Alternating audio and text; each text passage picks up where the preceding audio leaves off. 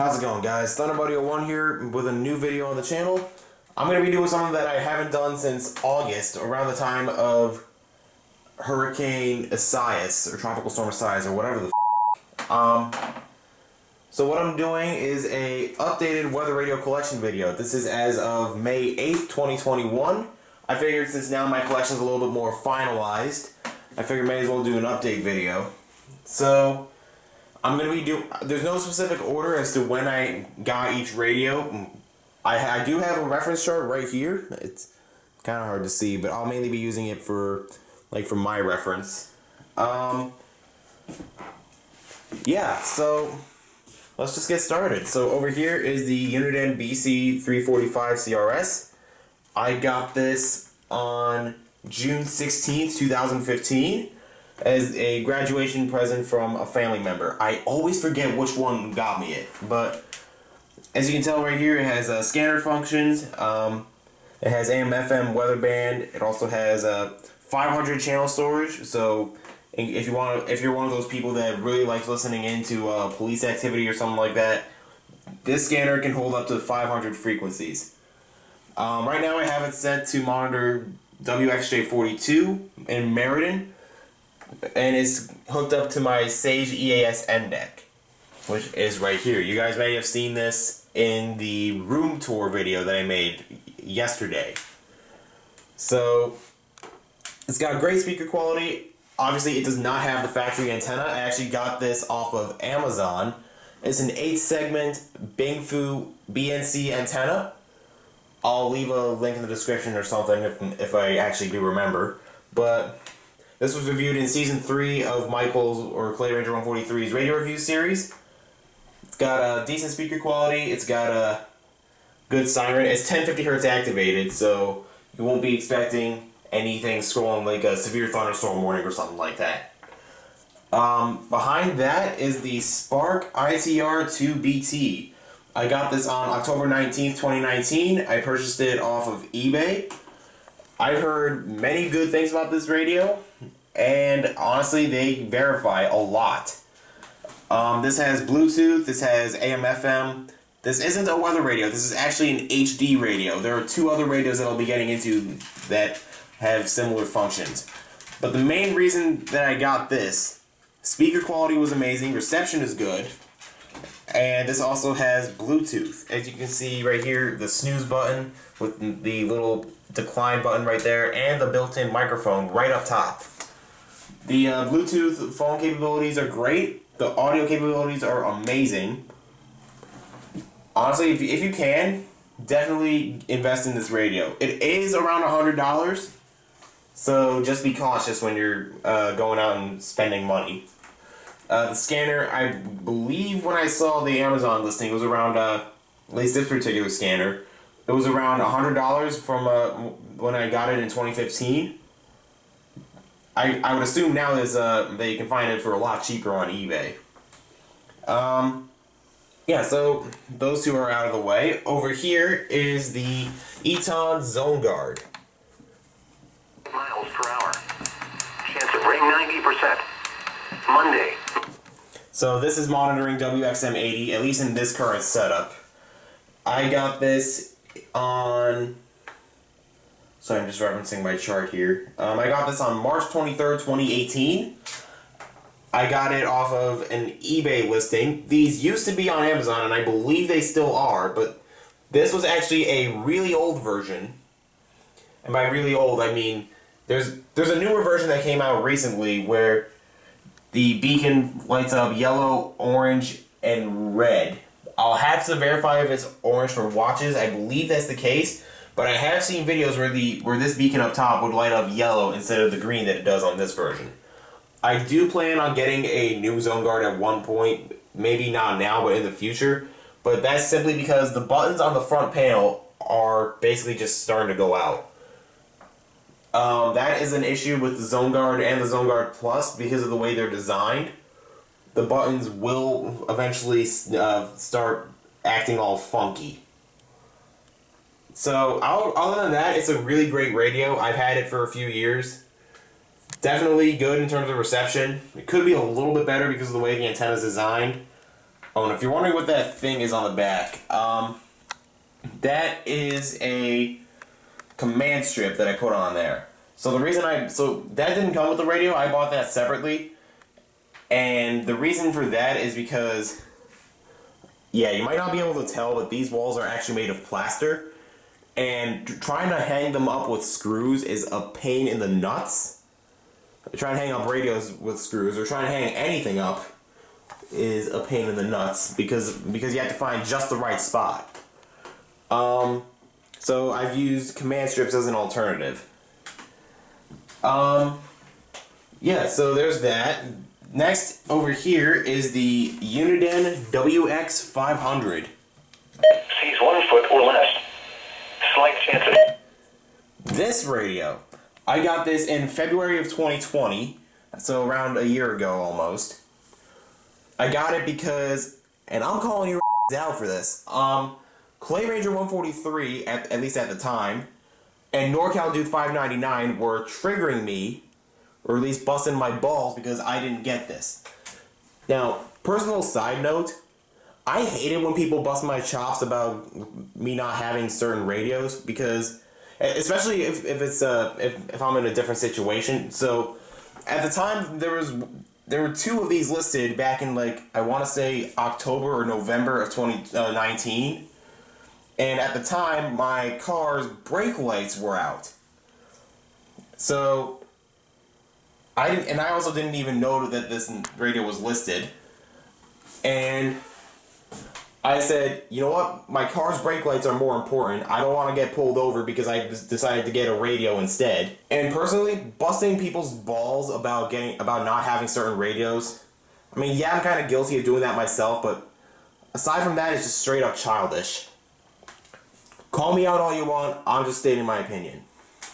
So, what I don't like about this radio, especially after getting it on eBay back when they were actually cheap, is the fact that this does not go off for anything.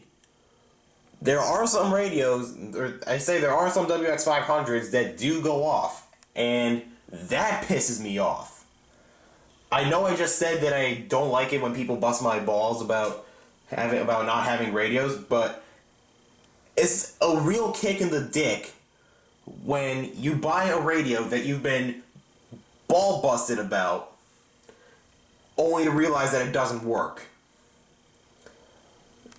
So, and what also bothers me is that there are working units out there, and there are probably other ones that are going for over $100. I touched up on this in an earlier rant of mine. I'll probably link it here if I happen to remember. But this was a radio that I really wanted, and I was really hoping would work. I've tried everything on this. I tried setting the county codes, I tried setting the channel differently, I tried moving it to a different spot multiple times, and I took it to a different location multiple times, and it didn't work.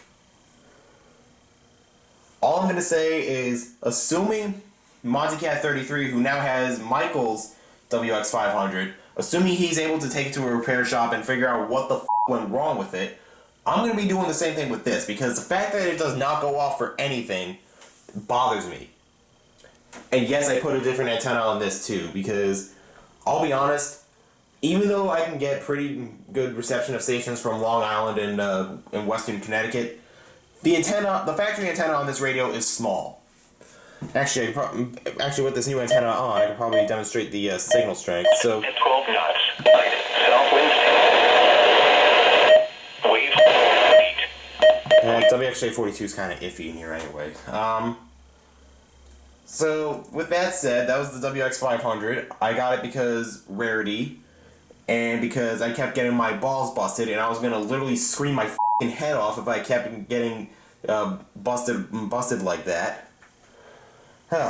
Anyways, next we're going to move to a radio that I just got recently, and this is the Realistic Weather Radio Alert 2, also known as, at least this specific model, the Realistic 12-154. 2 degrees. Wind was south at 9 miles an hour. A friend of mine, Base Productions, sent this to me on, like sometime towards the beginning of the month, which was literally last week. And I got this as part of a free offer that, along with my third HH charging cradle. You'll see why I say third in a little bit. This is one of those older radios. Sorry, I'm trying to do this one-handed here.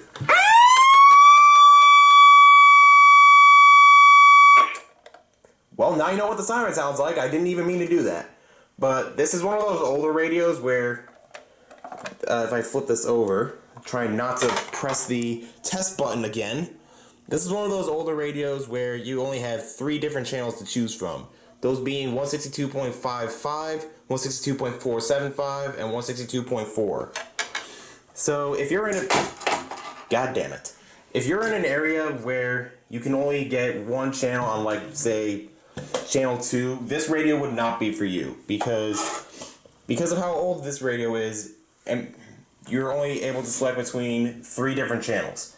Luckily, I live in an area, at least as of right now, where my main channels are on 1, 4, and 7. It's more so channel 4 that comes in the strongest, with channel 1 being a very close second.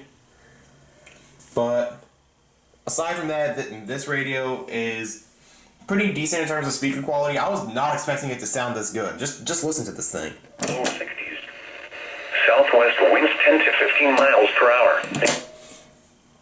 You would think that for an older radio it would sound like all crackly and shit, but this honestly sounds really good. Next over here, we're going to be going into a radio that I got a really long time ago. This is the Radio Shack 12993. Lows in the mid-40s. Wednesday, sunny. Highs in the lower 60s. This radio I got in March of 2015. You heard that right. 2015. I've been collecting radios for years now. And I've been catching alerts for years now. If you guys saw some of my older content, you may have seen that the good old Tom and Donna voices were featured, as well as Perfect Paul. Personally, I hope that those voices could come back in some way, but I really doubt that's happening anytime soon. The 993 is amazing at weather radio DXing. I actually got WNG 706 in Garner on this thing from my house. That's almost 500 miles away from where I live. And I got this on a little handheld. Some of the more modern Radio Shacks, in my opinion, are much better built compared to some of the older Radio Shacks. Now, yes, you can argue that Realistic was a Radio Shack model, I believe. I'll probably correct myself in post-editing, but yeah, some of the newer Radio Shack models are definitely amazing, and they are definitely a step up compared to some of the older Radio Shacks that we're about to get into. Kind of like this one. I'm not going to do the siren test on this because you kind of already know what it sounds like. It's basically just like a police siren on drugs. This radio right here, which I got... Actually, let me pull up the reference chart here. This is the Radio Shack 12522. I got this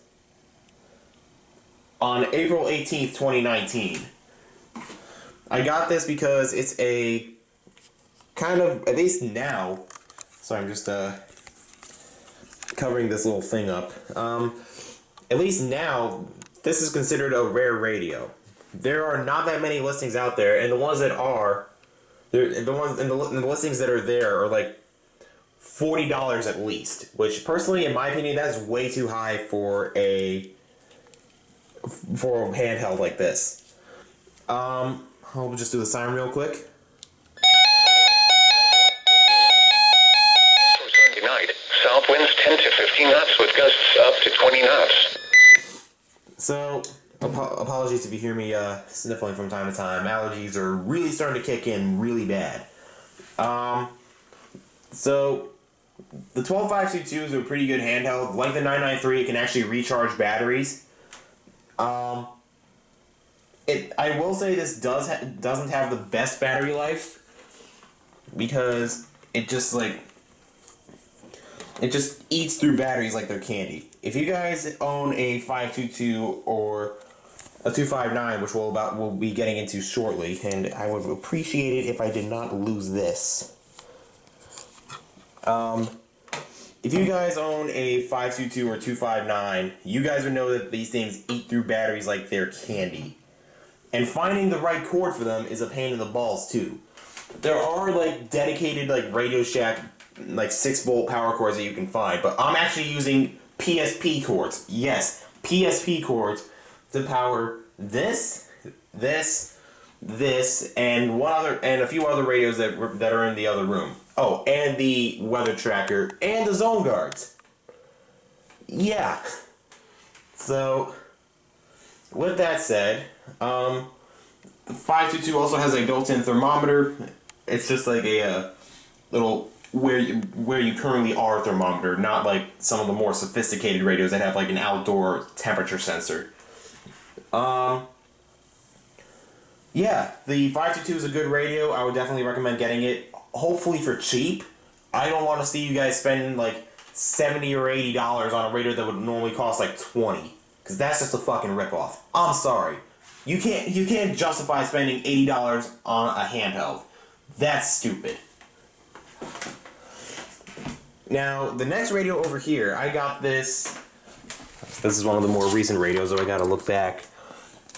The Sharecom WRP50. I got this on April 15th. Between 54 and 57 degrees on the area waters. So I got this brand spanking new off of Amazon. Some company called, I forget the name of the company, but they have a bunch of these. They were located in Rochester, and this took around a week to get here. Personally, I think that's a little bit too long, but then again, I can't exactly say much because, you know, I'm a big Amazon Prime person. Definitely an interesting radio to be sure. I have self-activated this. Yeah. I have heard that it's glitchy, but only if it's being used on a 9-volt battery.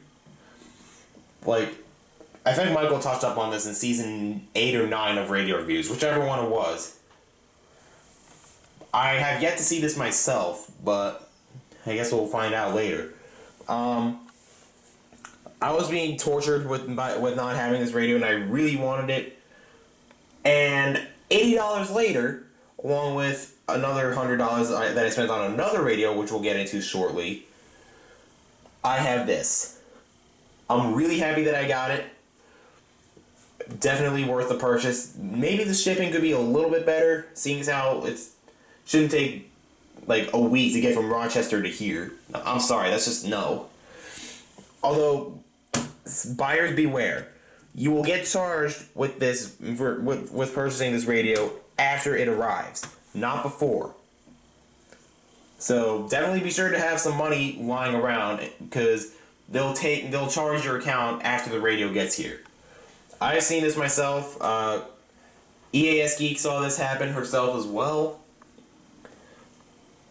Personally, I would recommend buying this off of eBay, but you know, with people being hyperactive on eBay, yeah. So you can see my struggle here. Next radio over here is the Eton Weather Tracker FR800. There we go. In the upper 40s. South winds 10 to 15 miles per hour with gusts up to 25 miles per hour. Chance of rain now? So, this I got off of eBay. I got it sometime in 2021, I think. It was in the very beginning, I believe. Yeah, January 8th, 2021. I got this radio off of eBay. I got it because, I mean, look at it. It's big and it's red. And it's also one of those radios where it's not susceptible to issues with the buttons. As you can see there's buttons on the top and there's buttons on the front. I'm a little bit wary about the directional pad on there, but if it's anything like the FR600 and the FR370, which we'll get into later, I think this will be a good radio. It's got great reception, although WXJ42 in here for some reason is getting a little bit iffy. I don't know why. But yeah, it's a great radio. It's got great reception. It's got AM and FM, and it also has a warning, watch, and advisory light array right there. It's got the same siren as the Zone Guard. You can kind of say the same thing about the Zone Guard Plus, but the Zone Guard Plus' siren is garbage. We'll get into that later. Next to that is the Recon R1650D. Yeah, I don't know why the signal freaks out like that. Probably because of the way the radios are set up currently. But I got this in 2018, I believe. I'd have to double check. I got this. Yeah, I was right. I got the R1650D on April 27, 2018, and I got it because it was rare and it was cheap at the time. They still go for pretty cheap because R1650s are pretty common models. I also really like the way the warning watch and the statement lights look. The faceplate is a little bit sun bleached, but otherwise it's good. Currently I have this hooked up to a running Snail strobe because that, along with the Midland strobe, are the only ones that work with this. I have tested this on the running Snail strobes on the Midlands, but of course they didn't work. But we're not talking about the Midlands right now. We're talking about this Recon. I'm going to do a quick siren test for those that don't have this radio.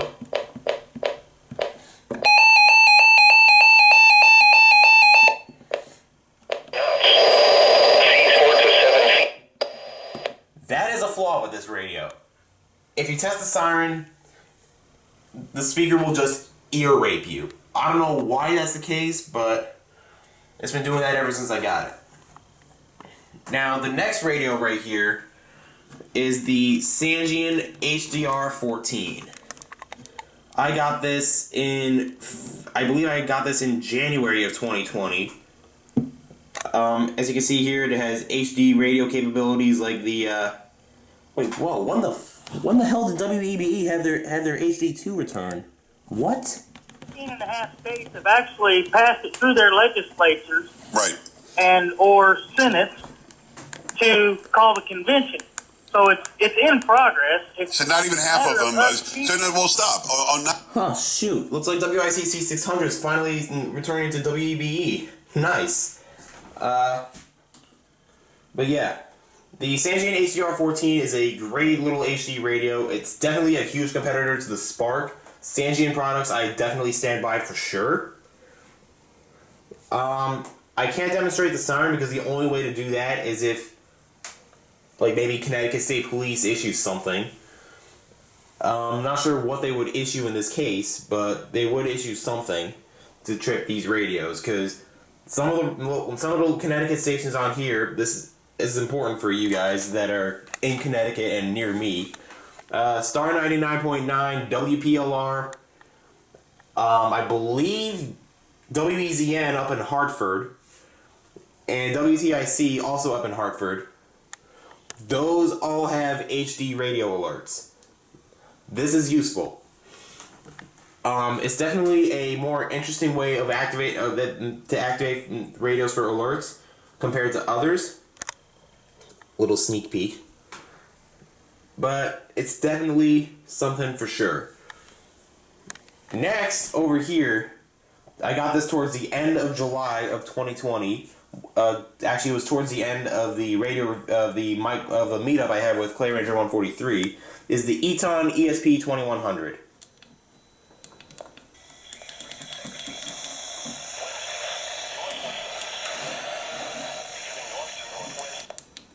Yeah, reception's a little bit iffy. I do have it on a power cord because this thing kind of goes through batteries kind of badly too. But it's definitely a good little handheld, is for sure. The setup is a bit complicated in my opinion. I really don't like how this radio has the buttons on the back covered up by the belt clip. Personally, I would have set the buttons on maybe somewhere on the front above the speaker. this radio has held up a lot. And funny story, I actually got this radio to work during the meetup. Michael tried everything and he couldn't get it to work, so that was actually one of the reasons he gave this to me. That, and I'm sure you may have noticed this by now, but I was also getting rid of my TFT EAS 911 that Michael now has, because, well, the TFT, I don't know how the Michael got it to work, but I was having nothing but issues with it. The screen would flicker. At times, the whole thing would just glitch out and just not work. Now, for some reason, Michael got it to work. I will say I am happy now that I have the Sage and the EasyCast. That is definitely a plus. But it's, again, today's not about the encoders. I did that yesterday. The ESP-2100 has an interesting sound for sure. I noticed it kind of goes off similarly to the Midland 74200. I honestly love this radio. I do think it could be a little bit better, but aside from that, definitely grab one if you can. Now, a radio that I would say I'd kind of steer away from is this guy right here, the Radio Shack 12259.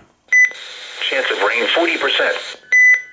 I've had some ups and downs with this radio. I got it in March of 2015. If I look at my chart real quick, I got it March 20th. Try not to fall. I got it March 20th, 2015. I got it with my Radio Shack 12519, the first one, which we'll get into in a little bit as well. I got this off of Amazon, of all places. Oh, before I forget, Amazon, eBay, Amazon, given to me by someone else in person, and Amazon. I got this because the 522, I think it was a little bit too expensive. I don't remember specifics because this was like 6 years ago we're talking about. I got this as part of like, oh hey, it's after my birthday. I figured I may as well treat myself to something. Also, just, you don't see that many silver radios that often, but reception is okay. Battery life on it sucks. I'm not sure if you can see it, but the batteries are dead. I could be wrong about this, but I looked in the owner's manual. This does not take rechargeables. I have to test this to be sure, but I am gonna get some more batteries for this, because the last thing I wanted to have happen is be out and about with this radio, and the next thing I know, oh shit, the batteries died. So maybe I'll get some rechargeables. I'll have to see if they actually work with this, but I don't know.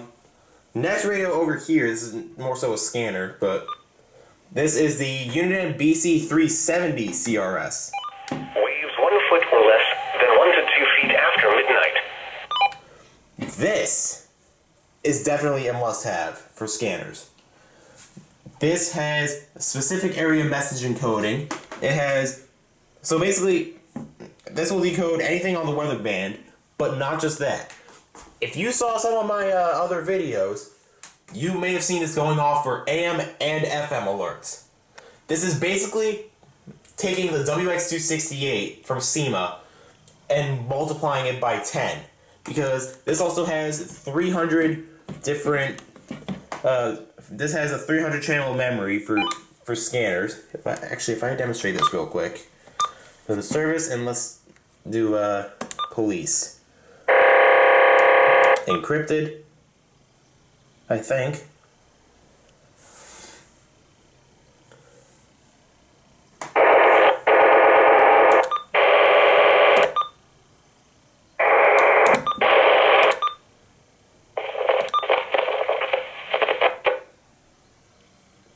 What? Call this valley P Delta, Lars 12.5, -4. Yeah, there's not really much activity going on today, so you might not hear much of anything. That's definitely locked out for sure, just to a degree.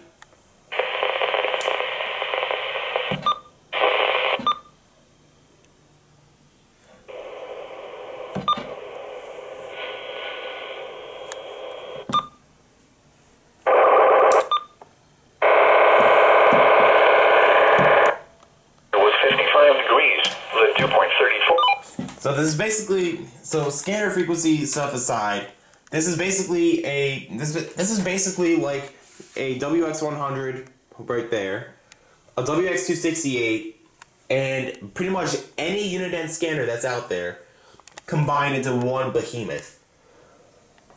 Definitely get this radio if you can. Don't start any bitch fights for it though, because you're just going to make yourself look like an ass.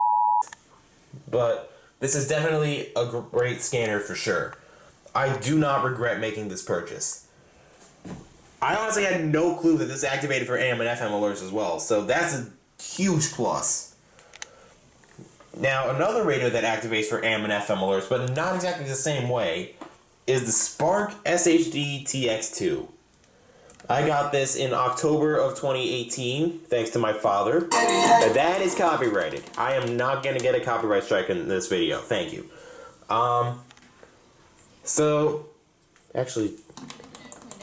It is the Spring on the Farm Festival, and it is going to be so much fun. It's featuring sheep shearing, animal interactions, and my personal favorite, baby farm animals. I mean, how can you be in a bad mood when you're around baby animals? Seriously. We will be hanging out there at 10 to 2 p.m., so come by, come check us out. I know how you can be in a bad mood if they... This thing is amazing at DXing, definitely on par with the HDR14 and the ITR2BT, which, yes, I've DXed with this thing. It's f***ing heavy. The Spark SHD TX2, though, it's not heavy. One thing that I don't exactly like is the antenna is not telescoping, it's only tilting. But at the same time, it is a portable radio, so you can't exactly do much. Personally, if it were me, I would get one of those weird little adapter things that makes a generic tilting antenna, a telescoping antenna as well. My Radio Shack 12249 has this. I'll showcase it later. But this is definitely great at DXing. It has HD radio alerts as well, which that is also a plus because it'll pick up things that normal scanners like this don't. They have gotten a little bit more rare in recent times. I was lucky enough to have this purchase when they were actually common. I don't know if I got this new in box or not. All I know is that it came with the box. I'll have to ask my father because he bought this for me. And no, before all you little ask me, why did you beg your father to buy this? I only hinted at wanting it. I had no clue he was going to buy it for me. But yeah. So the Spark SHD TX2, it's great. It's not as packed compared to the ITR2BT, but that's just because it's a portable as opposed to a desktop. But definitely grab one if you can. These things are amazing at DXing. And I'll be honest, with the HD radio alert function as well, that is also a huge plus. Something else that's plus sized is the ZoneGuard Plus. Yeah, I'm funny. Saturday at 10:46 a.m. Sunday. Low tide is at 4:10 p.m. Saturday. So, I got this January 6th, 2015.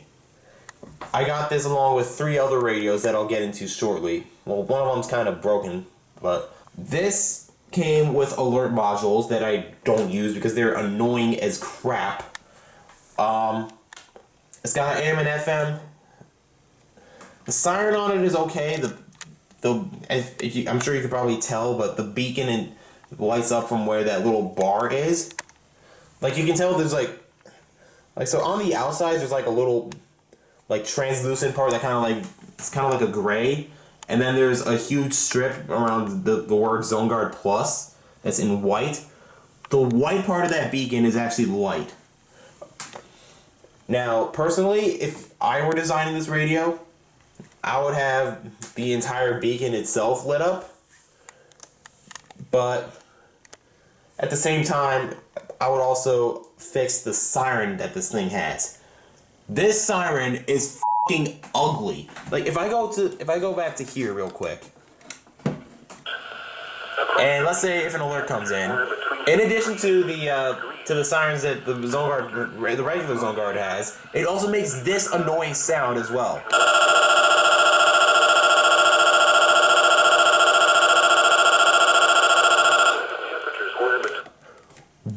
would you add that, Eton?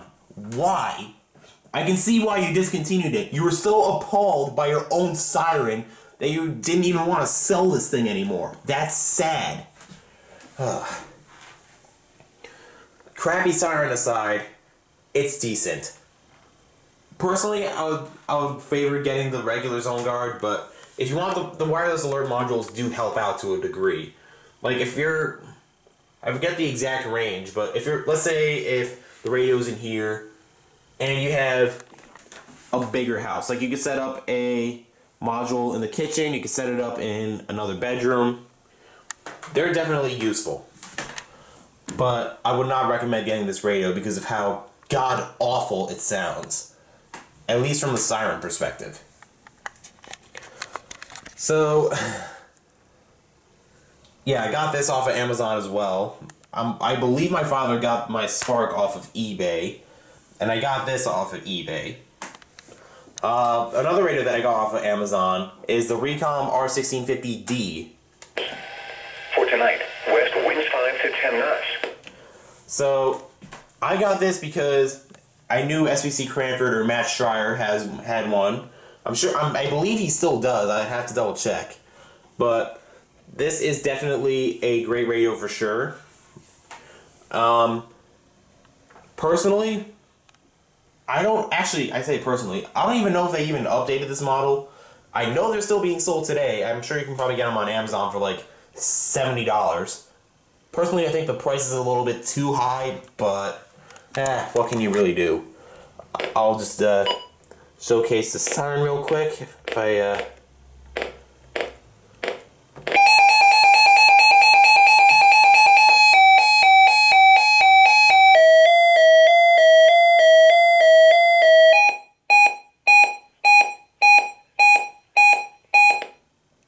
So, as you can hear, the siren is very loud. I had this hooked up into this as well, but because it's not a running Snail, it just lights up blankly. This also has event blocking as well. I like how it starts off with... I hope to God that didn't just break it. Well, they knocked the power out. Okay, a little blooper here. I bumped this and the power got knocked loose. That is just perfect. So, yeah, now you get to see me set the time on this. This'll be fun.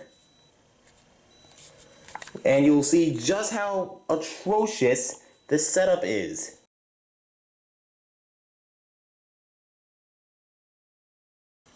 And let's check to see if the weather band still works.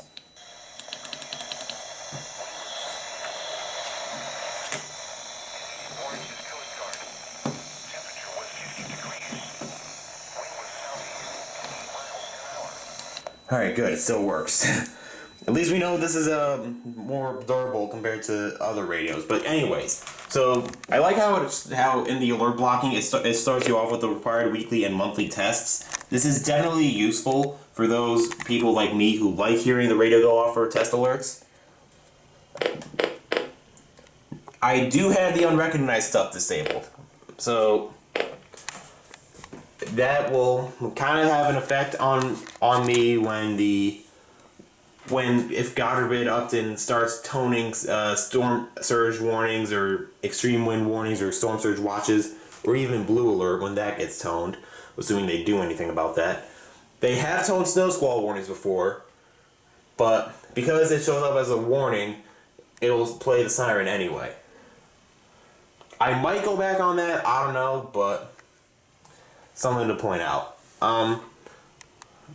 The next radio over here that I got in March of 2018, I got this off of eBay, is the Uniden WX100. South winds 10 to 15 miles per hour with gusts up to 25 miles per hour. So, back in 2017 and 2018, Michael was busting my goddamn balls because I didn't have this. So, March rolls around, March 2018 rolls around, I should say, and I have this. So the siren on this is definitely amazing. I'll showcase him real quick.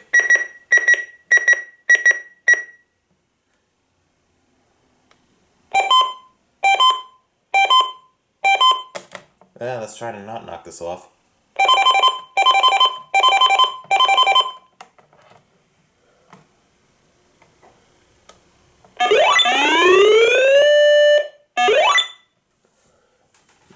So, this, I love the sirens on this. The warning one sounds like a slot machine. Oh, where is this marine warning for? Okay!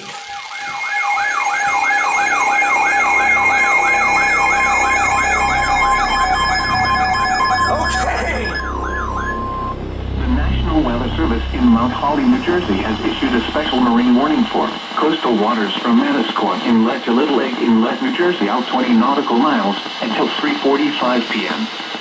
At 2:46 p.m., a shower-producing waterspout was located over Seaside Park, moving southeast at 5 knots.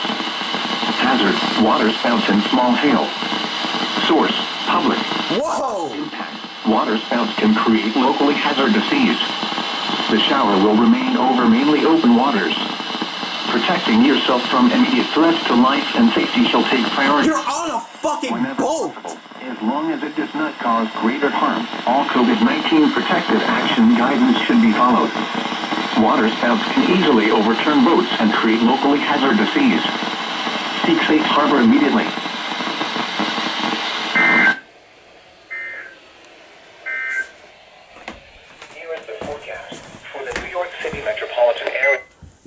God damn, I was not expecting that.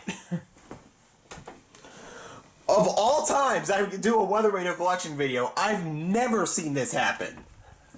Wow. Alright. Anyways.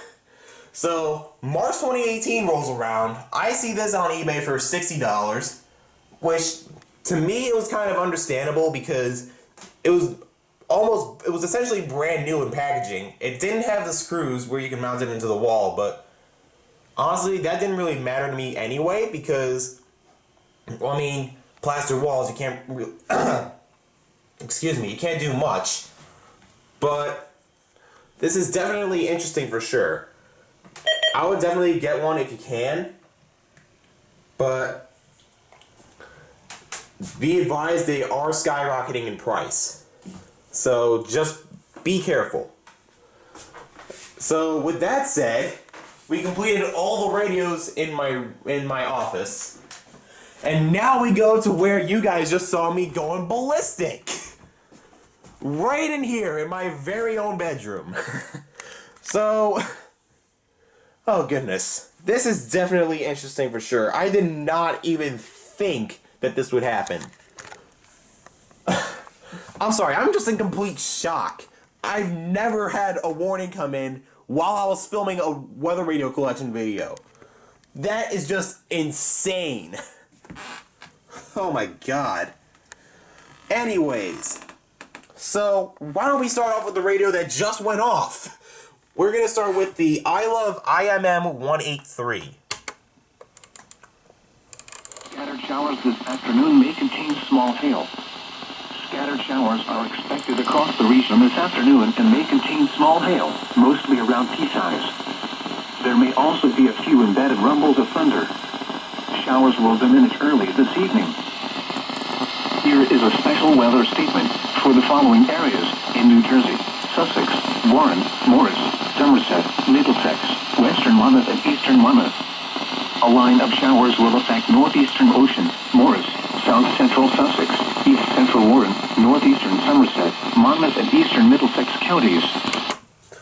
So, as you can see, that's on KWO35. As you can also tell, there's two iPods on there. This can charge iPods. I have never heard of a weather radio that can charge iPods, at least through dedicated charging docks. There's radios like the 400 that have a USB port on the side, but that's about it. Dedicated iPod charging docks is something that you do not see. Aside from that, the speaker quality is just amazing. The reception, well, at least with this antenna and the way it's literally in the wall, reception is decent. Personally, I would love it if they had like a built-in antenna, but I mean, what can you really do? I'm sorry, I'm just still in complete shock that I got a marine warning while I was filming my weather radio collection video. That is just insane. Actually, you know what? I am going to do something that I showcased in the setup video. So let's pull out our good old Amazon Alex, saying this so I don't do what I did yesterday, and go to routines, warning. There we go. And I'm actually going to turn the lights in my fan down just a tad bit. I'll set it to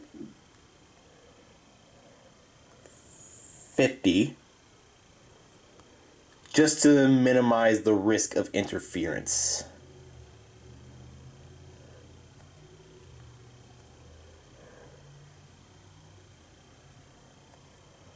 That's 49. I want this at 50.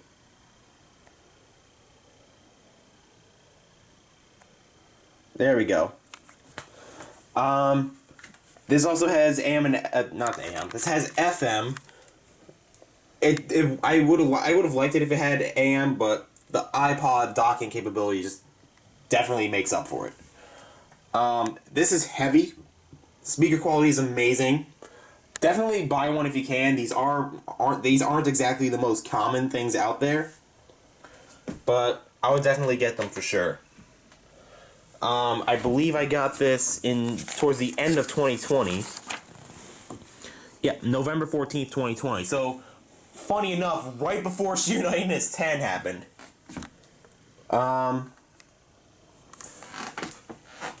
So, I would definitely recommend this radio for sure. Now, this radio right here, which I have 3 of, is the Running Snail MD319. This particular one is the version 20. Cloudy with rain in the morning, then partly. So, the version 20, I got this on February 12th.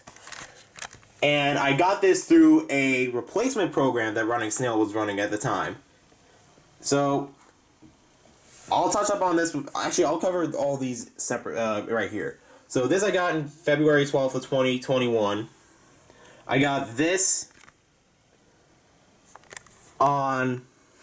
I got the version 17, which is this thing. And of course, the signal doesn't work out in my favor.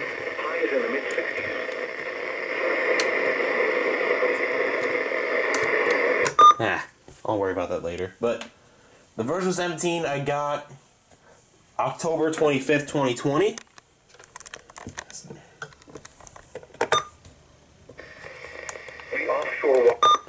And the version 9 I got June 1st or 2nd, 2020. What?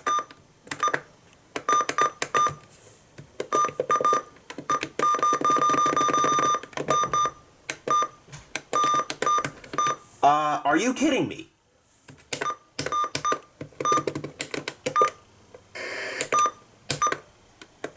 Did this thing seriously just die? Hold up, nah, that can't be the case. Hold up. If this thing actually died, I'm gonna be pissed. Okay, good. I was worried. And before the alarm goes off,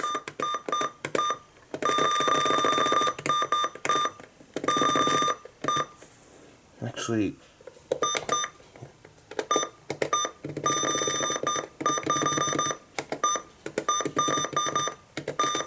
alright, so something I should note about the version 9 and 17 of the Running Snail. These are prone for crashing if alerts with a certain amount of county codes are issued. I believe the magic number is 5 or 6 or higher. I am not entirely sure. I have not had the time to test this, but all I know is that these are prone to crashing. The version 20 fixes that. And I reached out to Running Snail about the version 9 crashing, and when I got the version 17, about this one crashing. So, and as my dog decides to make a cameo, how are you doing? How are you doing? So, I would honestly advise getting the version 20. I believe they're on Amazon for like $50. Although I can't say for sure because I haven't had the need to buy a new Running Snail. But I would definitely get the version 20 if at all possible. Now, this radio back here. North to northwest, winds 10 to 20 knots. This is my very first 519 that I got in 2015. I got this off of Amazon along with my 259. I mainly got this under the impression that this would go off after the first header like all 519s do. At least that's what 14-year-old me thought. But little did I know that there are versions that activate on the third header, like this one. It's still a great radio for sure. It recharges batteries like the 522 and the 993. The only thing is it takes 6 AA batteries, which to me would be understandable because it has auxiliary, AM, FM, weather band, and Skywarn. And what I love about the AM and FM, actually might want to mute this to be safe because copyright. So you can have 10 presets on FM, 10 presets on AM, 5 presets on weather band. Wednesday, west to northwest, wind. And the presets on the weather band is useful because I have 4 channels that serve my county. Those being WXA42, WXM80, WWH33 where it can't get it right now, and KWO35 which it can't get it right now. So this is definitely a great radio for sure. I would honestly advise getting one. And it's actually so good that I got a second one right here just 4 years later. Scattered showers. Monday, southwest. This one, I just realized the batteries are on a little bit low, so I'm going to make this quick and I'm going to go switch out the batteries. So this radio I got in July of 2019. If I look back at my collection spreadsheet here, I got this July 18th, 2019. I got it for $5 from a friend of mine who's now kind of like less active in the EAS community now since he's a full adult. I really love this radio so much, especially since this particular one goes off after the first header, unlike this one. And personally, it's a 519. How could you not like these? Anyways, I'm going to pause the video here for now, so I'm going to swap out the battery. I'll be right back. Alright, one fresh battery later, and we're back. So, let's see, we covered these 6 right here. Next right here is the Midland 74210. With gusts seas 4 to 6 feet. I got this in February of 2018. I got it off of eBay. And stupid me is still kicking myself in the fucking foot for this. So, Michael's 74210. It's actually a WR30, which is a little bit more rare than those things are. So, the difference between the 74210 and the WR30, I'm just going to say it right now. The 74210 doesn't activate any sort of siren for the weekly test. The WR30, however, does. The reason I know this, I self-activated my WR30 before I gave it to Michael. FM, this is FM only, like the I Love. This is one of those older radios too, so it has the warning watch and the green statement light over there. Honestly, I do wish this was a little bit better built in terms of like handling interference, because I noticed that if it's plugged into certain outlets, the speaker is just the tuner just like fucking nopes out of existence until I either plug in an external antenna or until I move the radio to a different location. So that's the only gripe that I have about this radio. The next one that I have up here is the Midland 74105 XL. Up to 20 knots. So I did not flip the switch to do the siren on this. I didn't do the siren test for the other ones because I'm sure you know what they sound like. I'm sure you know at least just from watching my videos. 74105 XL, I got this in Christmas of 2019. I think I got it around then. Oh, my mistake. I got it around Christmas of 2018. I got it because it's an old radio with AM and FM. Although, now that I think about it, I could have gotten to 74109 because it's essentially the same thing. But, whatever. I have this. It works. Even though I split part of the main board on the inside while trying to fix the speaker. Like, none of the leads were damaged, but the main board is, even with the main board cracked, it still works. 10 knots. Waves 1 foot or less. You can tell how much of a freaking badass this thing is. At least to keep working after something like that happened. So now that we finished up this general area, I'm gonna go over here to my dresser. So these are my 3 Oregon Scientifics. The WR608. Here is the tight information. The WR606, and what is this? Okay, I was gonna say, if you were about to issue another warning, I was gonna laugh my fucking ass off. Oh, right, I forgot. Sterling took Cecil. Yeah, you heard that. Sterling took Cecil. Cecil County, Maryland. Stupid bitch. Anyways. 10:52 p.m. Saturday and 11:18 a.m. Sunday. And here's a 603B. At Montauk, it is 7:52 p.m. Saturday and 8. So, the 608 I got in October 5th, 2018. I got the 603 on December 28th, 2019, and the 606 I got on Christmas Eve 2020. So, Oregon Scientifics, they're okay. I do like how they don't have a siren on them because, well, they at least alert you without having to worry about a loud beeping or police siren or some sort of random sequence of tones. But I don't like how the antennas are designed at least on the 606, because it's puny, and if you want a bigger antenna, you got to go external. Aside from that, I guess they're all right. I definitely love how this is blue instead of the traditional, like, black and gray that these normally came in. That I do like.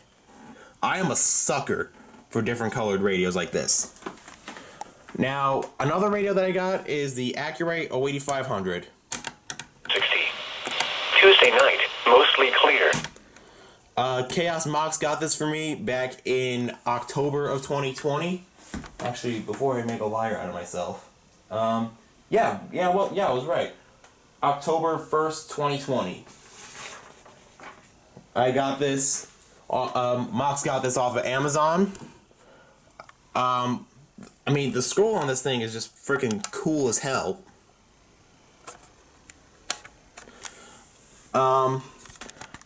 It's a great radio for starters. It's loud, but it's not like ear-deafening loud. And I've seen my fair share of ear-deafening radios. Personally, I would recommend getting this if you can. I mean, I'm sure you're able to. There's like a ton of them on eBay. But yeah, with that out of the way, we're gonna go to this next radio, which is the Lacrosse WX500. knots after midnight. Seas 3 to 4 feet. For Sunday, west winds 10 to 15 knots with occasional gusts up to 20. So, this I would kind of like maybe steer away from. I've actually been having power issues with this. There would be times where I would be adjusting the antenna and the whole radio would just reset, which I personally do not like one bit. Otherwise, speaker quality is okay. The reception is decent. I do like how this has a tornado only mode up here. So what this does is it changes the... It's kind of like an advanced alert blocking mode, where it'll only go off for tornado watches and warnings. But I'm an EAS enthusiast. I want to see this go off for everything. But maybe not a tornado emergency because I actually do want to live. But yeah, this has AM and FM as well. I'm not going to demonstrate it because you already know what that's like. Next radio over here.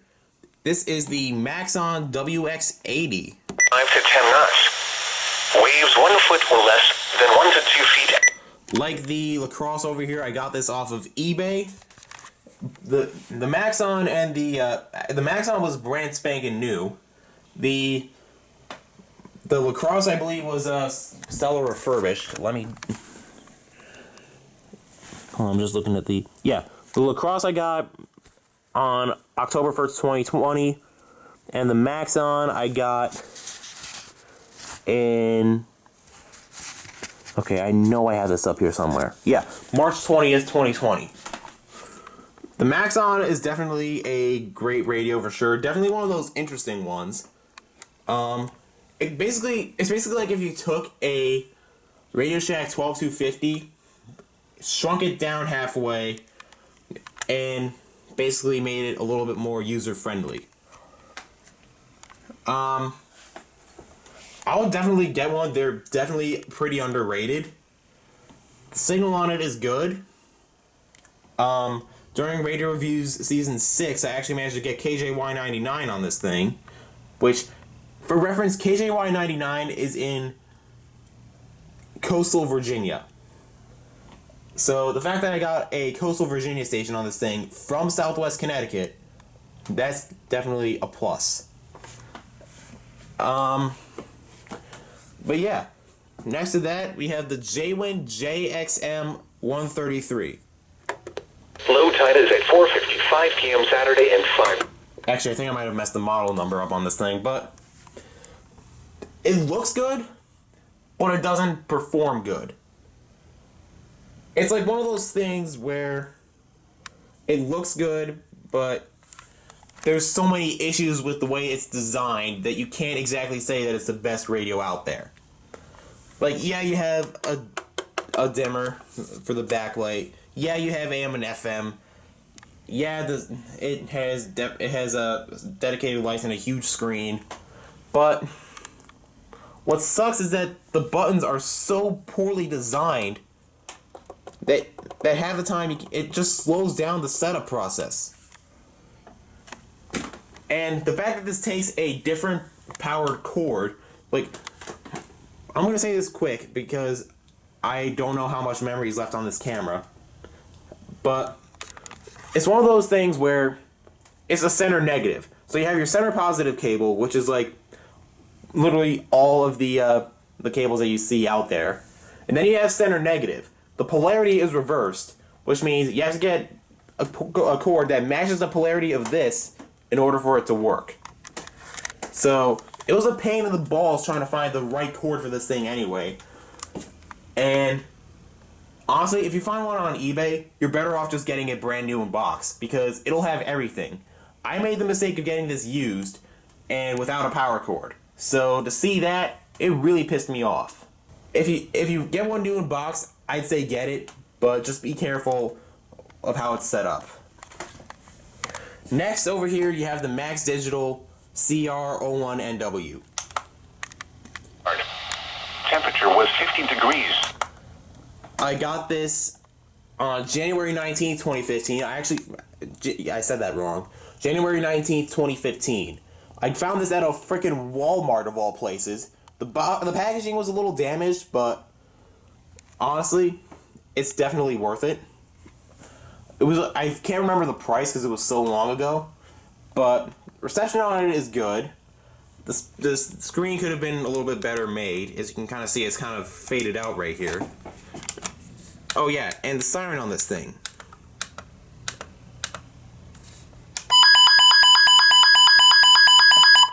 Sound familiar?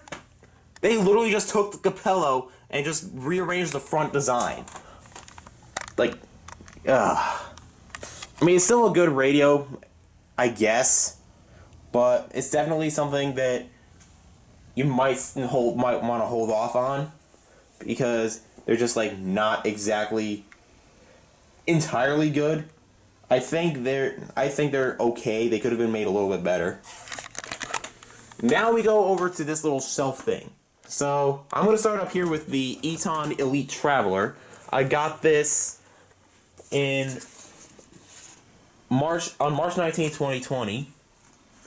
Oh, I should have mentioned the Jaywin I got on November 14th, same day as the I Love. How convenient. I'm gonna tune to 1039 WRCN real quick. I just scrolled right by it.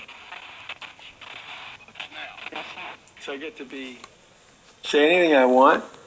Still on the executive board. Do they listen? And they, for the most part, they listen, but Okay, most of them I helped get to where they are, so they only listen a little. There you go. But Oh, it's they fun. probably listen a lot. I really appreciated the other day I was in. So this is not a weather alert radio. This is just AM, FM, and if I press this button right here, that's AM. This also has long wave, and I believe if I press this button, oh, just brought me back to AM. Is it this button? Yeah. This also has shortwave on it. If you're looking for like just adding radios to your collection, I'd say maybe get this one. It has a protective cover on it, which I really like. It also doubles up as a stand if you really wanted to. DXing, it's okay. I wouldn't say it's the best, but it's definitely not the worst. Now the next radio over here, which I barely use, is the HH50B by Midland.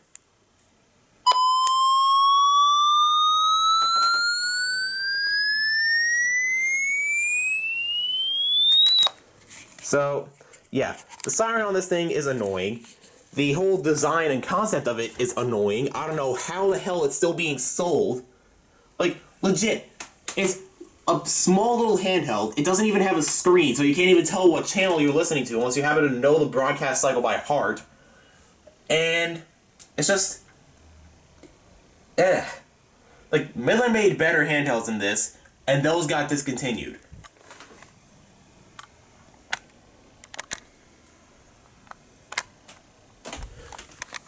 I mean, I guess for like maybe a starter, it's okay. I wouldn't personally start out with this radio because, you might just, it's kind of one of those radios that you just kind of forget about.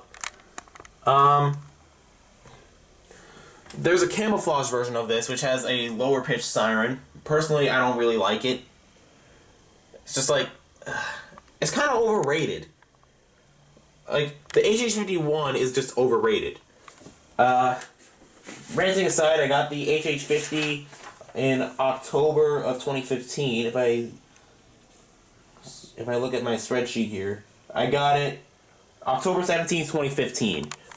I got it at a Walmart for $20 or $15. I don't remember. All I know is that the Walmart that I got this from is now closed. I mean, I do like that it came with batteries in the packaging, but honestly, at this point, you're just better off getting rechargeables for this thing, because when this is on alert mode, it eats batteries. Now, with that out of the way, we're probably going to get into the most expensive radio that I've ever purchased. The Recon R500. A chance of showers in the evening. Lows around 50.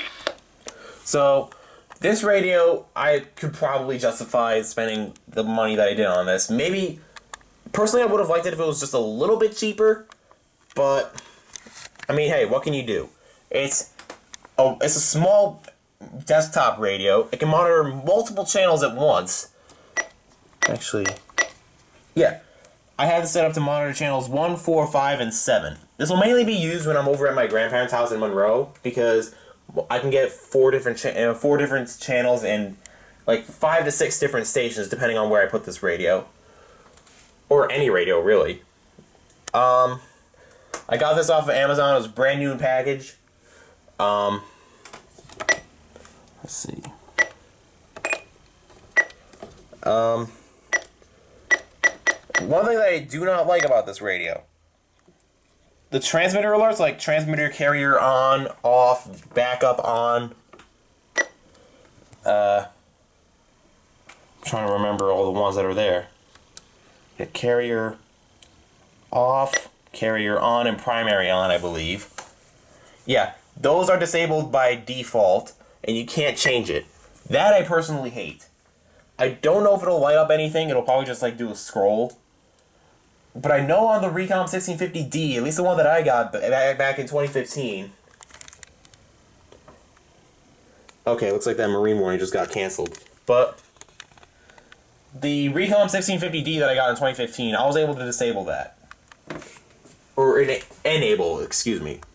I got this pretty recently. I got it April 12th. I didn't even say the wake word. What? I said April.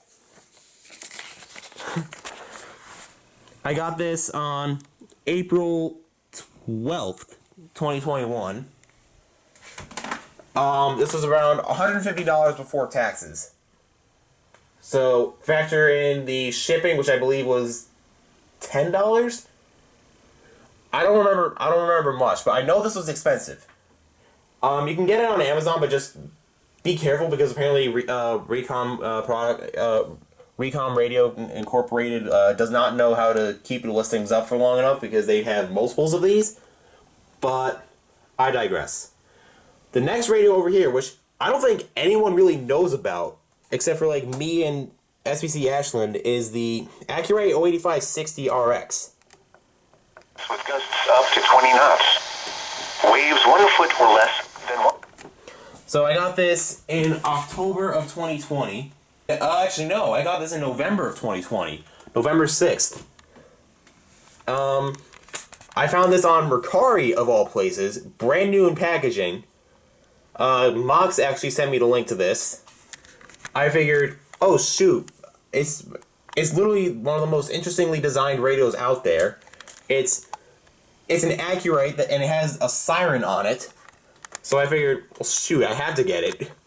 And honestly, it's amazing. I do wish that this had a power cord with it because I noticed that the rechargeable battery in this thing is kind of dead. And I've tried recharging it in every single way that I could, and I just could not get it to charge. And I made sure that it was plugged in too, so yeah. Anyways, with that out of the way, we have the Vector VEC438. Island, it was cloudy, and temperatures were between 52 and 55 degrees.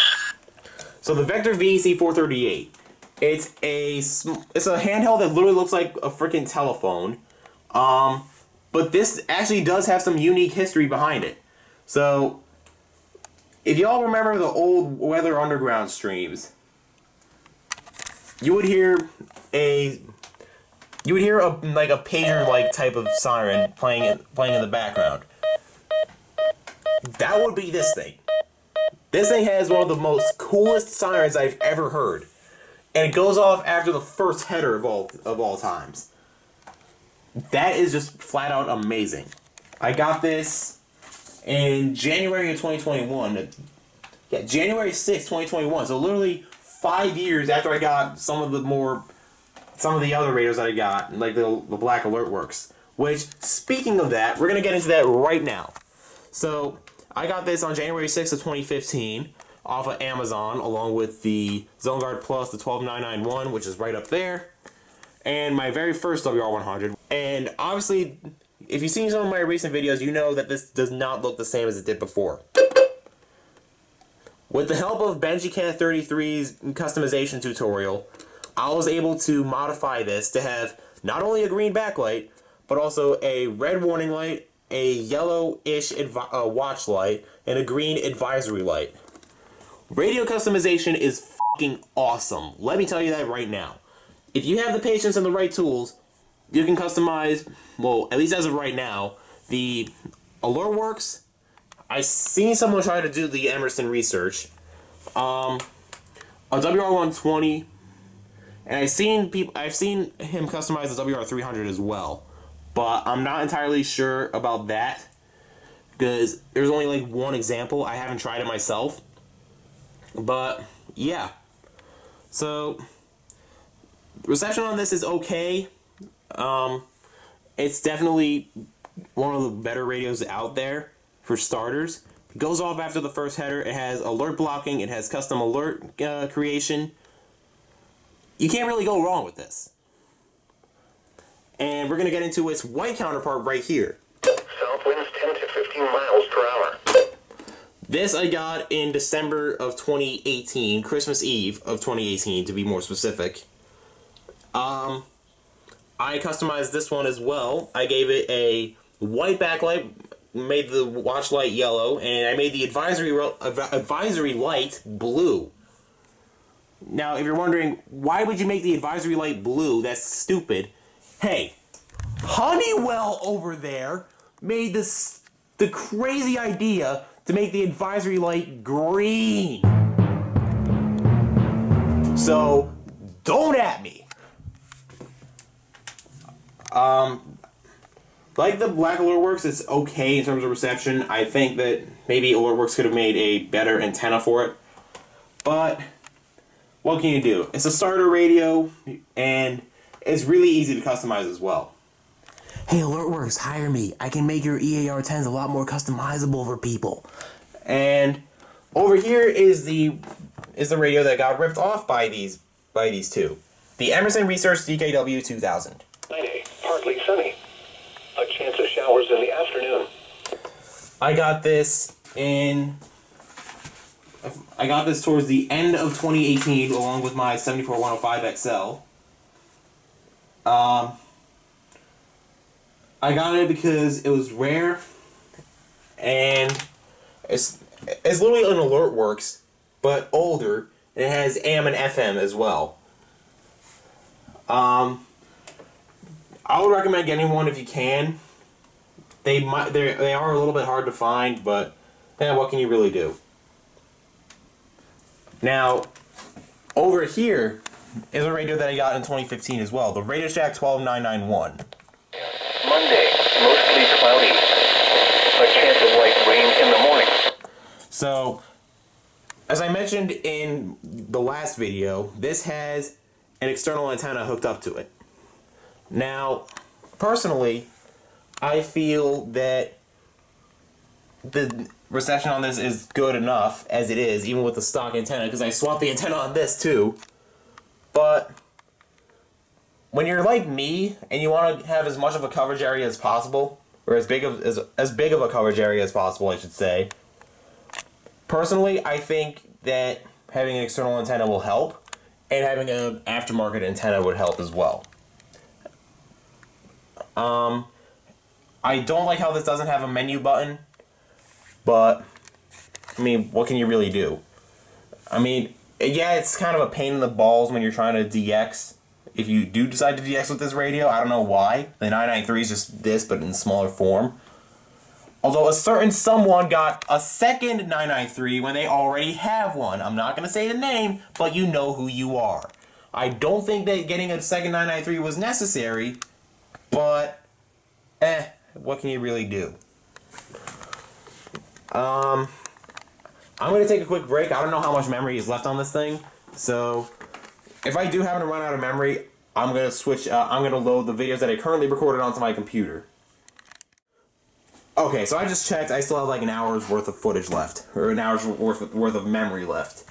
So now that we covered that, we're gonna go to the radios that are on my headboard.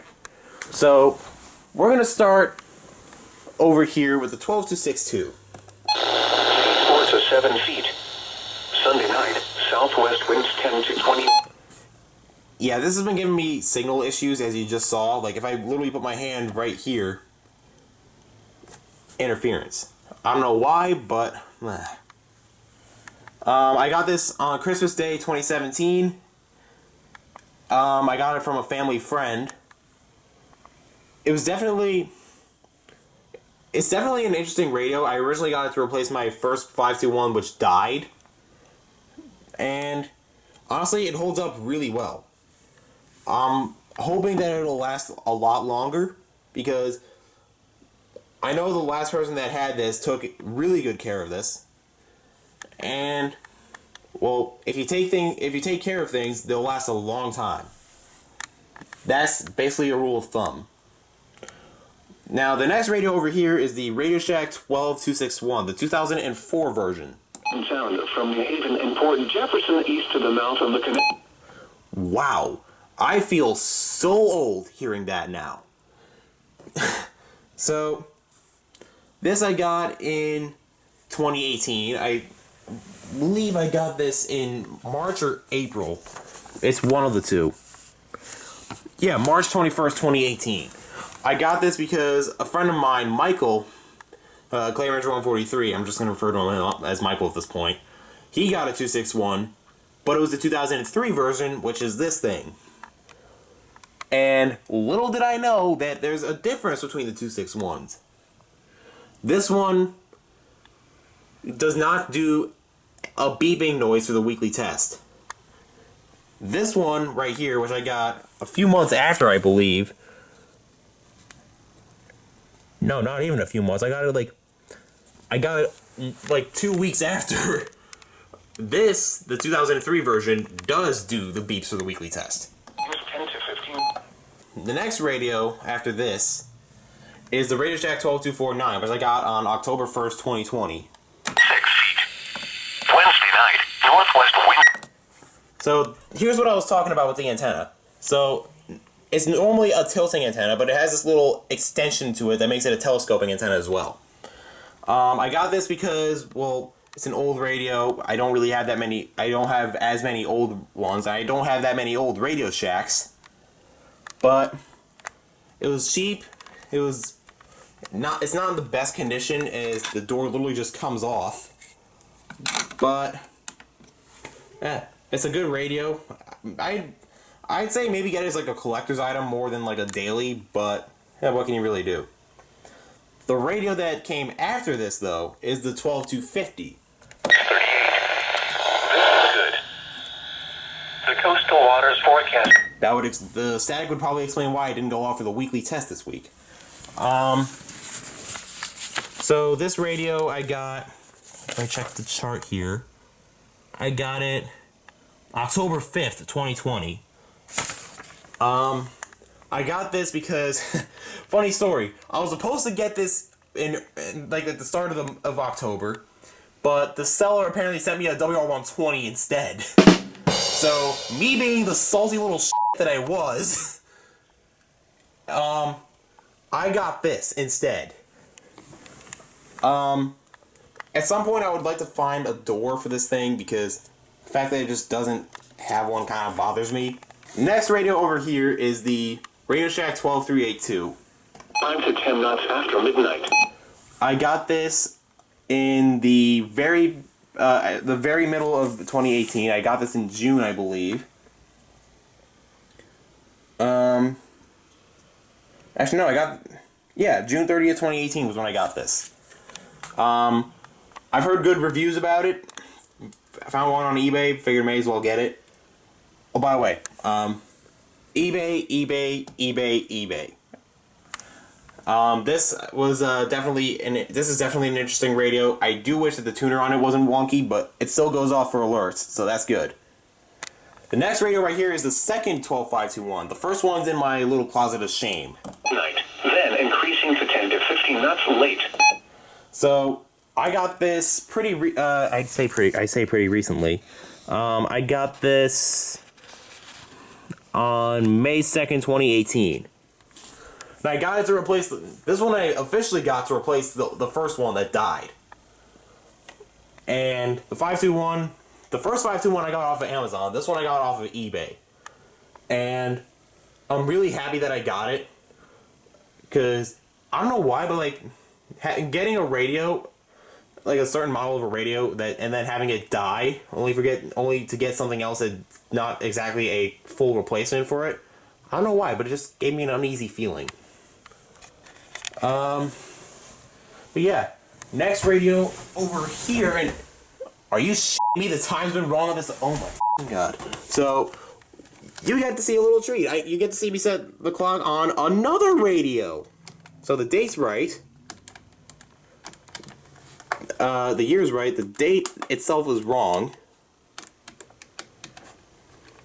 And come on. So this is the Honeywell RN507W. I got the first one of this in December of 2019, and I got this in January of 2021. This is the second one. The reason, so you're probably wondering, why did I get a second one? The first one didn't go off for shit. Like, literally, it would have a crystal clear signal, despite it being loud as hell, and it just wouldn't activate at all. This one, however, does. 9 feet. For Wednesday. And yeah, I know, it sounds just like a Radio Shack. I've heard it 1,001 times. This has FM on it too, which, honestly, these Radio Shacks here don't have it. There is a Radio Shack desktop radio that's not the 519, which we'll be getting into shortly, that does have AM and FM. Now, I would personally, if you can find a working one of these, definitely get it. There's another variant of this that has a projecting clock, which I kind of like. Personally, it's not something that I would like go berserk over, but this is definitely an interesting radio, and I would definitely recommend getting it and having it work. So, with that said, the radios on the headboard are finished. Now we're going to go back up here to the little shelf that's above the headboard. This is the Sangean CL100. I got this on December 29th, 2017. Saturday, partly sunny. Highs in the mid-60s. So this is a Sangean CL100. Obviously, there's going to be good reviews about it. I figured, okay, this is a powerhouse of a radio. At least 2017 me thought this. It still is. This is a powerhouse of a radio. I have to get my hands on it. And I did.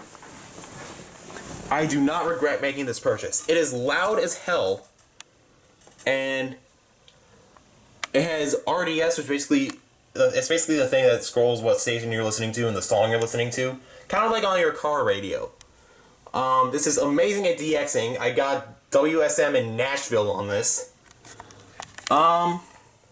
Honestly, if you find one on Amazon, I believe they're still selling there, get it. Now, this next radio over here that I got in 2018, if I look at my chart real quick, I got this, that is not the right page. This radio right here, the 12258, I got this on June 17th, 2019. Actually, yeah, 2019. I didn't get this in 2018. My bad. I got this on eBay. It was used, and it didn't have like all the cool stuff on it. Like this radio is. This radio is the only radio that I know of that can, at least one of the only radios that I know of that can be set up through a computer. That's not something you see every day. There are people that have these new in box and have all the software for it. I do wish that I could get my hands on it at some point, but it's still a good radio nonetheless. Up to 20 knots in the afternoon. The next radio right here, the Radio Shack 12255, I got in, I want to say I got this, yeah, I got this in July of 2019. Wind was southwest at 12 miles an hour. Yeah, the backlight doesn't work on this, unfortunately. I'm going to have to see if I can get a BenjiCat 33 to fix this. But, yeah, aside from that, it's a good radio. It definitely looks like one of those miniature televisions. But you haven't seen a television until you see this behemoth down there, which we'll get into. But now, we're getting into the Motorola MWR839. which is still scrolling the special marine warning that I got earlier. Sandy Hook, high tide is at 6:50 p.m. Saturday and 7:06 a.m. Sunday. Low tide is at 1. So the Motorola I got in, let's see, October 24th, 2020. I got it because it's rare, and it's basically a Sangean but in white. So you already know that it's going to be a hell of a powerhouse of a radio just from that alone. I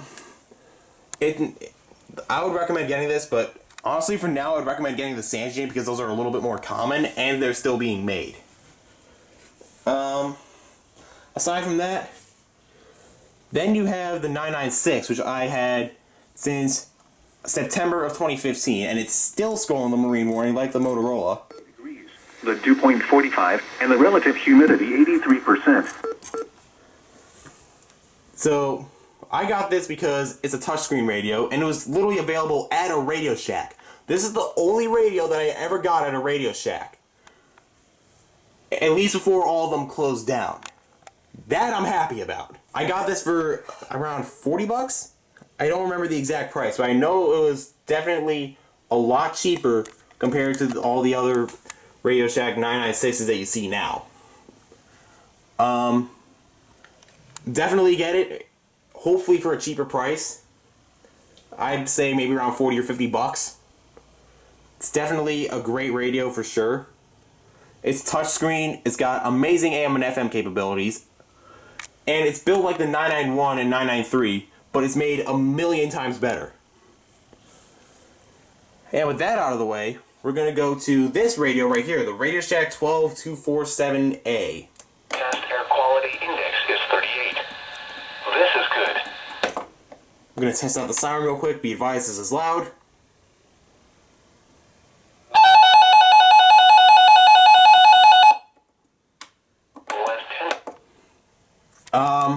Mox got this for me. He found it on Amazon of all places. And it's a good radio. I do feel it's a little bit underrated, but I do wish it was made a little bit better. But I think this was made in the late 80s or early 90s, so you can't exactly expect much. Now, here's one of the other more expensive radios that I have, which is the Radio Shack 12253.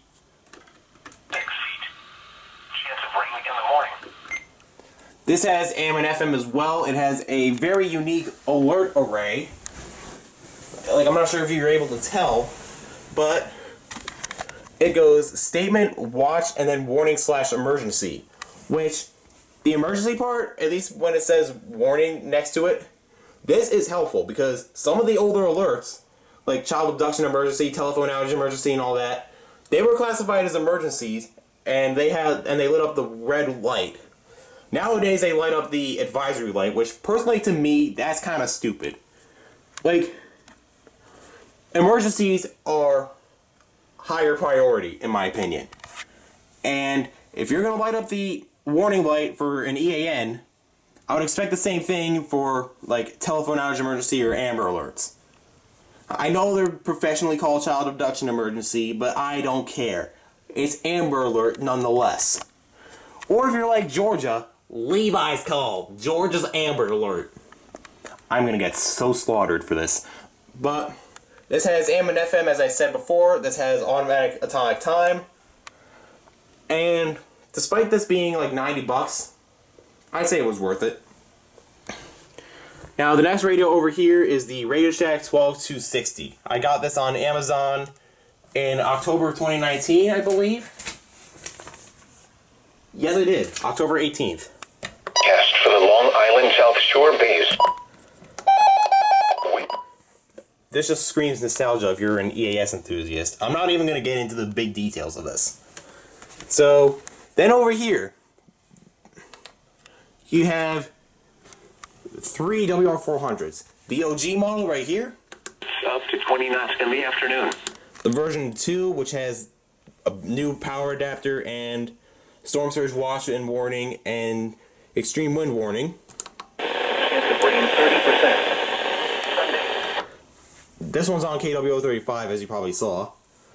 And this one is the version 3, which is a lot faster in the menus, and it has snow squall warning and blue alert. I've self-activated this. Rain. And for Monday, northeast winds.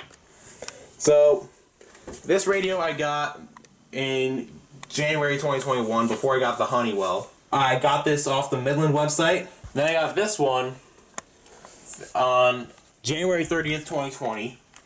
And I got this one in January of 2018. So all three of my 400s I got in January. With the first 400 in 2018, the second one in 2020, and the third one in 2021. They're all great. This one only goes up to 107.3 on the FM band, which sucks because for those of you in Southwest Connecticut, or let alone in Connecticut in general, there is a station on 107.9, which is Weeby 108. This original 400 cannot get that frequency. So, just wanted to throw that out there. These two, however, can. Now, this WX150 up here, the SEMA, I got this off of another EAS enthusiast. He was selling a lot of his radios. This has gone through 3 different antennas. And this is the third one that it's on right now. The first one broke from falling too many times. The second one just broke from God knows what. And this is the third one. It's holding up strong now. Let's hope that it stays that way. Now down here are my 3 120s. Here's the first one. Temperature was 50. I customized this one with the red backlight. Here's the second one. O'clock stay. Also customized it, but with a white backlight. And here's the third one. An hour. At Great Turtle Island. Temperature was 50 degrees. This one has a green backlight this time. So this one I got in 2017, and unfortunately it started doing the event glitch.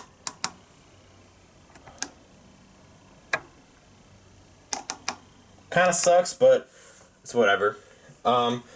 This one I got on October 1st, 2020. This was supposed to be the 12250, but again, the Amazon seller just kind of messed up. And then this one I got off of eBay. This one was the brand spanking new one. This had all the new event codes on it. And I was like, okay, I have to get this.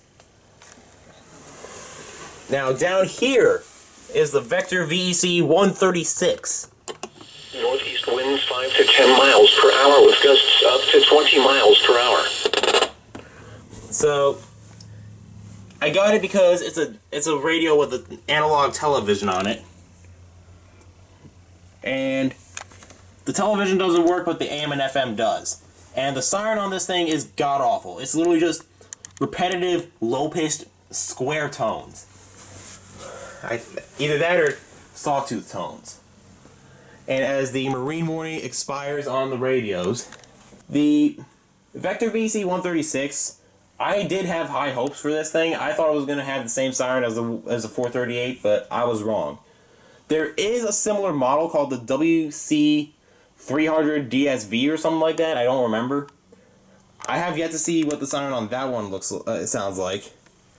But yeah, this is okay with reception. AM FM could be a little bit better on the tuning side because the tuning knob on this is just atrocious.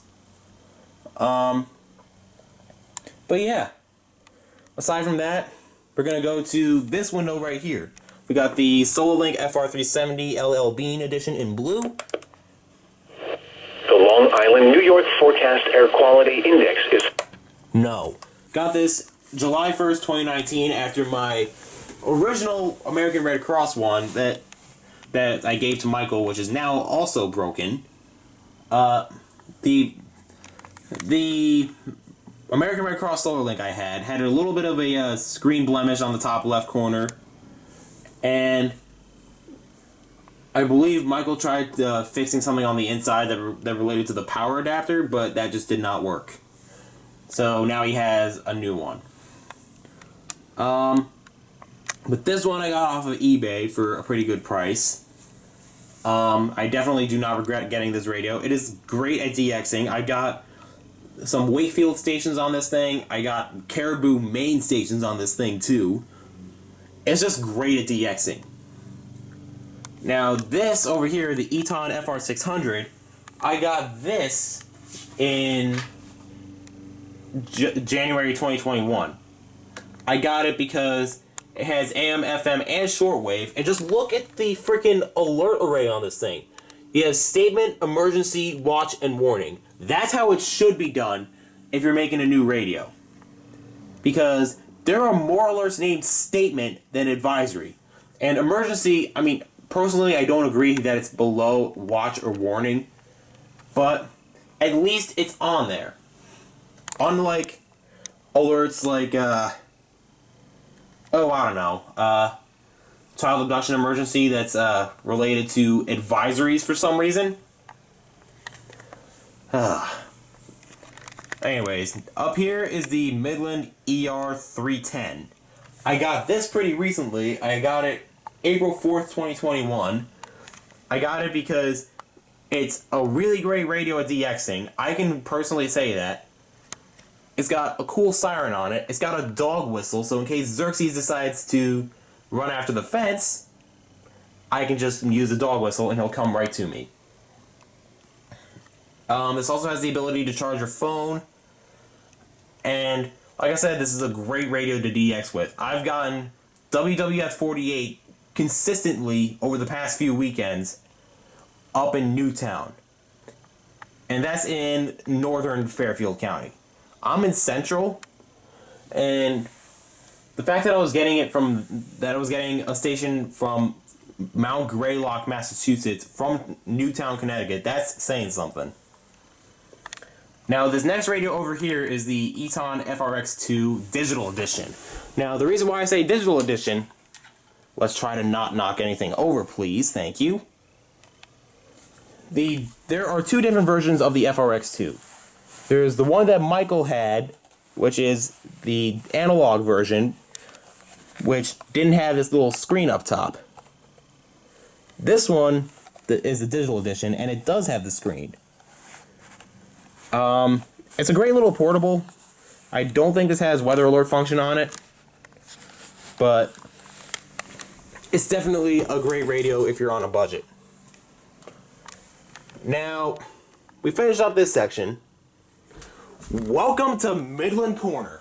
We got Midlands up the here. We got the version 1 300, which I got in April 2018. 2.34, and the relative humidity 48%. You got the 301 that I got in March of 2020. The pressure was 29.85 inches and rising. With the factory internals, no less. At least the original internals. They have the version 5 Deluxe, which I got in 2015.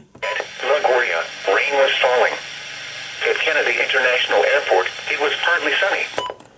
And then you have the version 8 up here, which is monitoring KWO35. Slight chance of showers early this evening. April 2018, March 2020, March 2015. I believe I got this in October of 2020. Let me check. Oh, I got this in September of 2020. Alright, so with that out of the way, and as my version 3 scrolls check reception, we're going to get into the 100s now. Got this April 2015. Degrees. Wind was wet. August 2018. Summer 2019. I believe I got the version 3. No, I got this in March of 2019. Oops. March 2019, April 2021. But this is the version 1 white that I'm absolutely in love with. 3 to 6 feet. August 2016. This one I got. This is the second version 4 that I got. I got that one February 2021. And this one I got. This is the early version 5 that I got. February 2021 as well. These I got within 5 days of each other. Now, for this section right here, the ER102MO, I got November 4th, 2020. Version 15, I got November 4th, 2020. This HH I got December 24th, 2014. This one, the EH55, I got February 2020. 74250C, I got in, at least the second, this is the second one. Second 74250C right here, I got November 2nd, 2020. The first one I got, the first 74250C that I got was in October 2020. But that one I decommissioned because, you know, the tuner was bad. The WR10 I got Christmas Day 2020. The WR11 I got November 4th, 2020. The 74200 I got it on December 8th, 2017. Over here is First Alert Corner. Christmas Eve 2015. What do you want, WDFA? I will slap you. Christmas 2014. This I got the SFA 1135. I got on March 2021, March 2nd. This I got in the WX268, which is another AM/FM decoding radio. I got this on, if I can find it, I got it May 2nd, 2018. Wait. No, my mistake. May 8th, 2018. Scattered showers and thunderstorms with visibility. This can decode AM or FM alerts in addition to weather band. Personally, I wish it was both, but what can you really do? Oh, for God's sake. Got this in 2018 because it's rare. Got this on Christmas Eve 2020 because it's a radio that I've been wanting for a while. Oh, I should mention these since I kind of like brushed over them. Rare, wanted it originally, but it wasn't in stock. Brand new, rare, sort of rare, but it was more reliable. Rare. Kind of wanted it because one of my other because I kind of killed one of my version 5s and the other one just broke. Wanted this one because the version 4 that I had also broke because the tuner on that one was going wonky and I wanted to fix it. And this one I got because it was $5 at a Walmart. This was rare, sort of rare. Wanted a handheld. Heard good reviews about it. Wanted this one for a while. Looked cool, rare, and looked kind of cool. Yeah, and this I wanted for a while because, I mean, if I go to the alert test,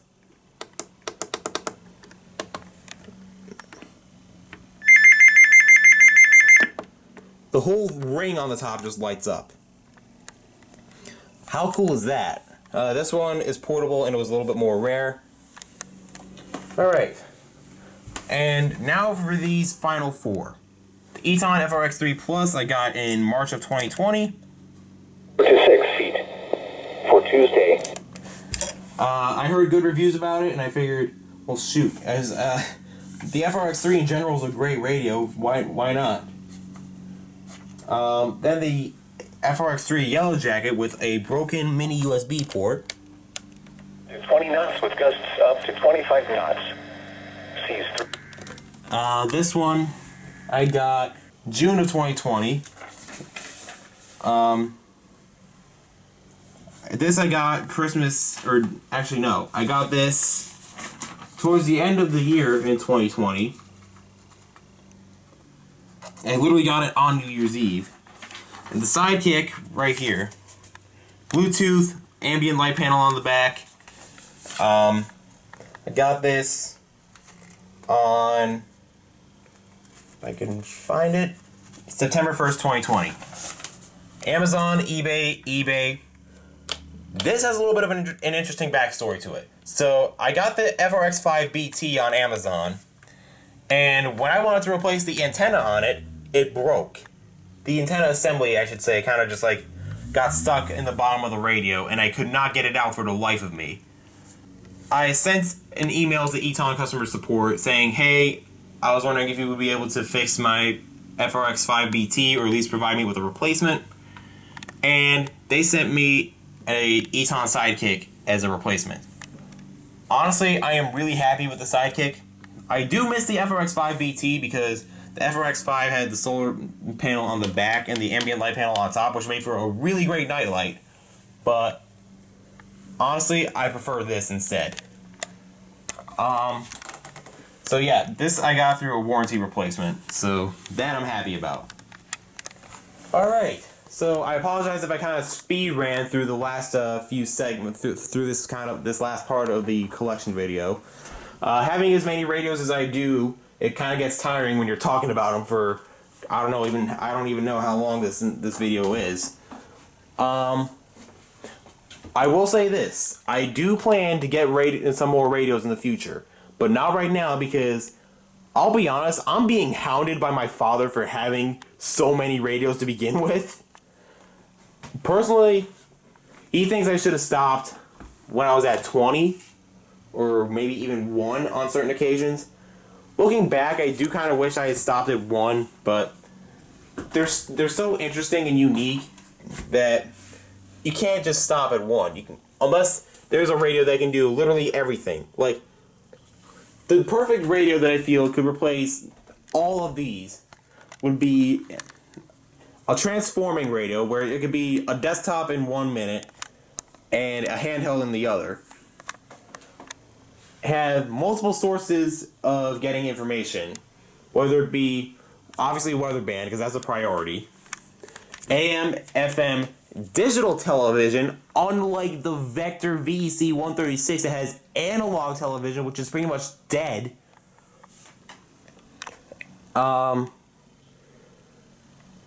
Maybe not Sirius XM because you have to kind of pay for that.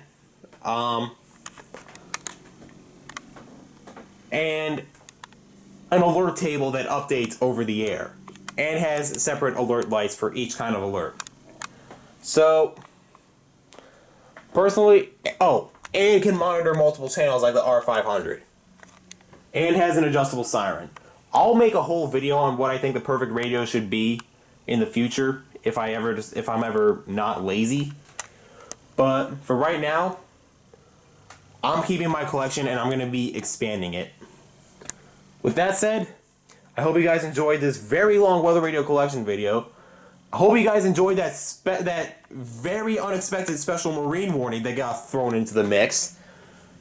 Like always, be sure to strike them likes and flood that subscribe button. And also be sure to twist that notification bell. Be sure to like us on Facebook and follow us on Twitter. And with that said, I will see you guys in the next video. I am going to go get some water because my tongue is f***ing dry. And I might have something to snack on as well because I didn't even eat lunch during the making of this video. See you guys next time.